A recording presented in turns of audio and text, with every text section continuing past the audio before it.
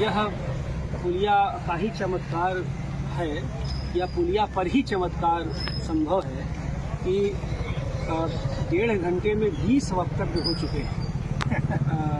यानी ये बताता है कि हमारे छात्र, हमारे नौजवान शिक्षक बहुत उत्साहित हैं और अपनी बात को कम समय में कहना जानते हैं, अनुशासित हैं। और यह हमारे बौद्धिक अनुशासन को भी बताता है और यह भी बताता है कि हमारा बौद्धिक अनुशासन अपनी परंपरा के प्रति बहुत ही जागरूक है, बहुत ही उसकी जो सतत गतिशीलता है उसके पक्ष में खड़ा होना चाहता है। और यह भी है कि हम अपने पुरखों से, अपनी परंपरा से बहुत कुछ सीखना चाहते हैं। आज पुलिया पर 2 नए सदस्यों का आगमन हुआ इस वक्तव्य के क्रम में, जगन्नाथ दुबे और सुस्मित। तो दोनों का एक विशेष अभिवादन और मैं विंध्याचल जी को निर्देशित करता हूँ कि दोनों को समूह में शामिल करें। दोनों की स्वतंत्र आइडेंटिटी, सुस्मित जगन्नाथ जी के साथ तो कोई दिक्कत नहीं, सुस्मित आइडेंटिटी के साथ, और ताकि इन लोगों को पता चलता रहे जहाँ बैठे। और ज़्यादा ओवरलोडेड होगा तो बंद कर देंगे, विघटित कर जाएंगे, लेकिन देखें यहाँ क्या होता है। बहुत सारी बातें हुई प्रेमचंद को लेकर के और लगातार प्रेमचंद के प्रति हिंदी समाज या भारतीय समाज अपनी कृतज्ञता जाहिर करता रहा है। जो हमारे नौजवान पीढ़ी ने जो वक्तव्य दिया उसे इतना तो लगा कि प्रेमचंद को वो लोग आत्मसात कर चुके हैं। यहाँ जो पीढ़ी मौजूद है और इस सोशल मीडिया के माध्यम से जो हमें सुन रही है, हम आश्वस्त हैं कि कम से कम जो नई पीढ़ी है, नहीं प्रेमचंद पोर पोर में धंसे हुए, ये बहुत बड़ी बात है।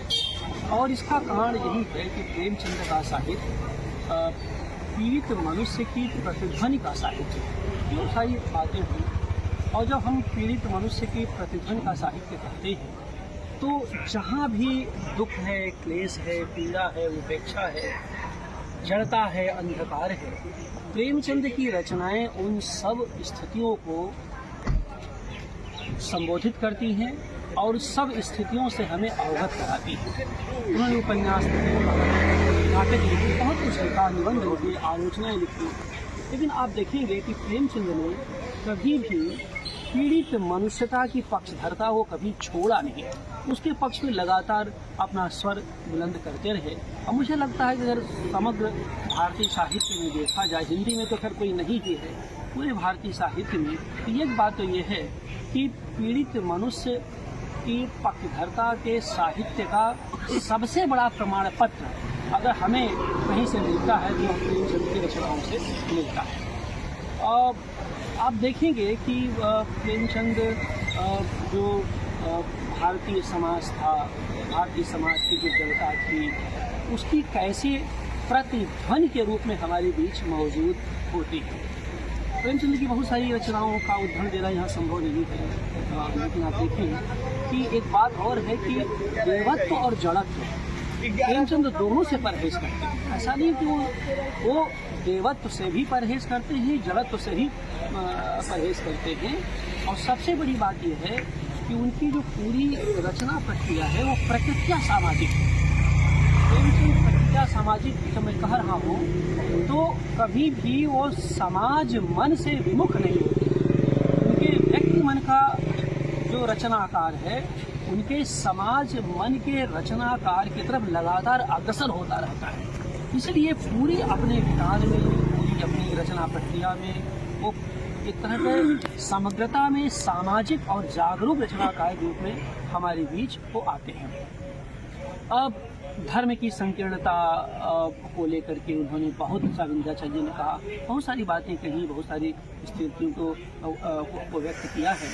अब कम लोग हम लोग जानते हैं कि जो प्रेमचंद ने नाटक लिखे, नाटक चर्चा कम होती है, कहानियों उपन्यासों चर्चा ज़्यादा होती है, लेकिन यह है कि प्रेम की वेदी जो 1934 में नाटक लिखा, उसके पहले संग्राम और करवला 2 नाटक वो लिख चुके थे। अब प्रेम की वेदी नाटक थे वो बहुत पढ़ा नहीं गया, क्योंकि 34 में वो लिखा तो प्रेमचंद की ऊंचाई बहुत ज़्यादा आ चुकी थी, बहुत लोग मतलब बहुत सम्मानित हो चुके थे, उतना नहीं पढ़ाया गया। लेकिन अगर आप देखें तो वो जिस तरह से वह एक तरह का अंतरजातीय विवाह की स्थितियों को इसमें शिनाख्त करते हैं, एक जैनी नाम की जो क्रिश्चियन है और योगीराज नाम का जो विवाहित हिंदू पुरुष है, और बाद में जैनी और योगीराज के प्रति जो आकर्षण होता है, और उसमें जो सबसे बड़ी दिक्कत होती है कि खुद जैनी जो क्रिश्चियन हो करके उस हिंदू परिवार से अपने को अलग कर लेती है योगीराज से, उस दिन साथ रहती है। आप इस समय देख रहे हैं कि प्रेमचंद ये दिखा देती जो धर्म है, धर्म का जो मूल स्वरूप योजक होना चाहिए था, लेकिन प्रेम की स्थितियों में भी वो वियोजक हो गया है। आज आप देखिए कि चाहे धर्म की स्थितियां हों, चाहे सीमाओं की स्थितियां हों, लेकिन एक स्वाभाविक प्रेम के लिए भी समाज में जगह नहीं रह गई। उसकी तमाम संकीर्णताओं के ऊपर दुनिया भर के उसके मीनिंग्स डिकोड किए जाते हैं। तो ये जो सारा कुछ रहा प्रेमचंद का, उसको हम लोग आज के दिन जानते हैं, समझते हैं। प्रेमचंद आप अपने समय को देखिए तो प्रेमचंद न केवल रचनात्मकता के दायरे में कहानी और उपन्यासों नाटकों के माध्यम से अपनी बात कह रहे थे, बल्कि प्रेमचंद उस समय का जो साम्राज्यवादी और सामंतवादी विमर्श चल रहा था, उसके भीतर भी बड़ी मुखरता से अपनी उपस्थिति दर्ज कर रहे हैं। अब जैसे आप देखेंगे कि जब प्रेमचंद लिख रहे थे उस समय द्विवेदी युग की जो सुधारवादी स्थितियाँ थी, छायावाद की वैयक्तिकता थी, इन सब के बीच में भारतीय राजनीति में किसानों के लिए कोई जगह नहीं थी। तो किसानों और मजदूरों के लिए प्रेमचंद ने 1930 में एक ऐसी जगह बनाई जिस पर कि राजनीति ने जिसको फॉलो किया, और तब राजनीति की उन्होंने आंखें खोली। यानी प्रेमचंद जब ये बात करते हैं कि साहित्य राजनीति के आगे चलने वाली मसाल है, तो केवल सैद्धांतिक नहीं, व्यवहारिक धरातल पर भी प्रेमचंद ने इसका प्रयोग किया। और उस समय की जो राजनीति थी जिसमें कि किसान और मजदूरों को केंद्रिता नहीं मिल पा रही थी, प्रेमचंद ने अपने लेखन के माध्यम से किसानों मजदूरों की स्वीकार्यता की पहल की। तो ये बहुत बड़ी बात की चीज़ है। इसी नाते देखिए कि प्रेमचंद जब आप उनके रचनाएं पढ़ते हैं तो प्रेमचंद ने जो निबंध लिखे थे वो भी हमारे लिए बड़ी मूल्यवान होते हैं, जो नई पीढ़ी को जाने कि प्रेमचंद ने साहित्य का उद्देश्य तो हम लोग कहते हैं, लेकिन साहित्य का आधार, साहित्य का स्थान और साहित्य का उद्देश्य, उनके 3 निबंध हैं। इस तरह से साहित्य में जीवन का स्थान को मैं साहित्य का स्थान की बात दर्ज कर रहा हूँ। साहित्य का आधार, जो मूल बातें हैं वो तुम लोग जानेंगे। साहित्य का आधार वो मूलतः प्रेम को मानते हैं, तो मानवीय प्रेम को मानते हैं, और साहित्य के उद्देश्य में वह जो है स्वाधीनता की बात करते हैं। तो आप देखिए कि प्रेम और स्वाधीनता दो उनके ऐसे मूल्य हैं जिसके बगैर प्रेमचंद को नहीं समझा जा सकता।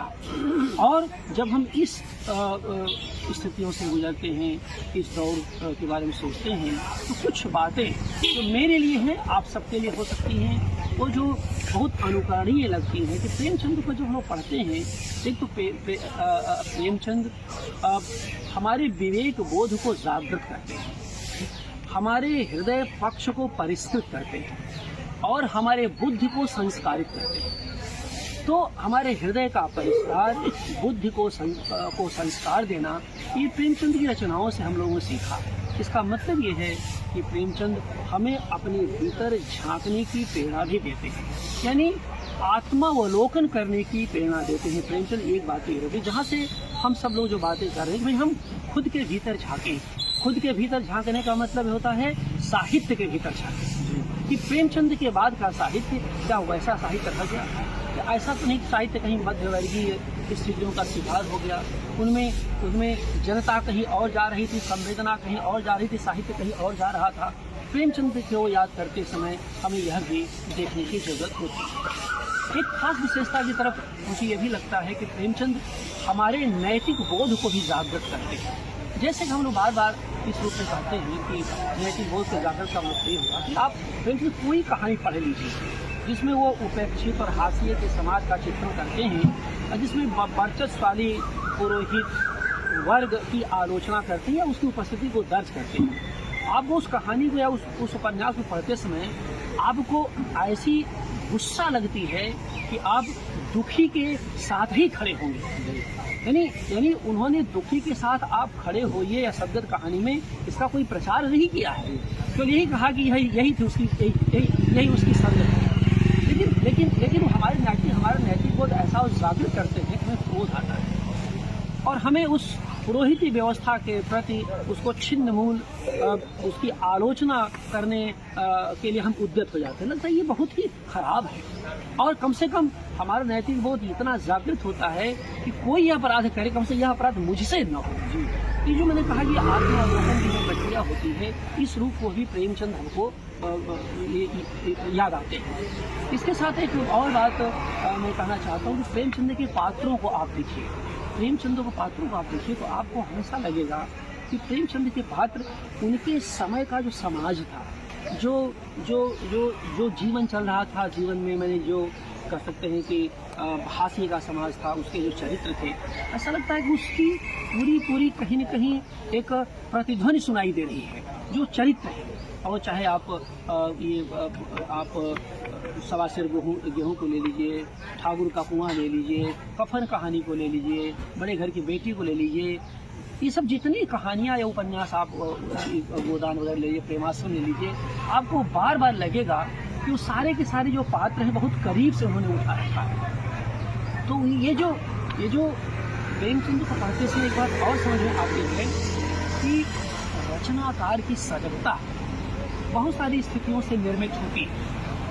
लेकिन प्रेमचंद आज के दिन हमें सीख देते हैं कि अगर आप रचनाकार हैं, अगर आप साहित्यिक हैं और सहृदय और संवेदनशील हैं, तो किताबों के माध्यम से और अपने परिवार के माध्यम से बहुत सारे चरित्रों को आप जानते हैं, समझते हैं। लेकिन आपका जो परिवेश, जो सामाजिक परिवेश बनता है, आपकी नज़र उस परिवेश पर ही होनी चाहिए, उन चरित्रों पर होनी चाहिए, क्योंकि यह चरित्र ही है जो आपके साहित्य को विश्वसनीय बनाते हैं। अब प्रश्न यह है कि आप किसके साथ खड़ा होना चाहते हैं, आपका नैतिक बोध क्या है। तो मुझे लगता है कि आज के दिन प्रेमचंद को याद करने का मतलब ये है कि प्रेमचंद कहते हैं कि अपने भीतर के सोए हुए देवत्व को जगाना। हमारे भीतर के सोए हुए देवत्व का मतलब होता है कि प्रेमचंद इस बात को मानते हैं कि हर व्यक्ति के भीतर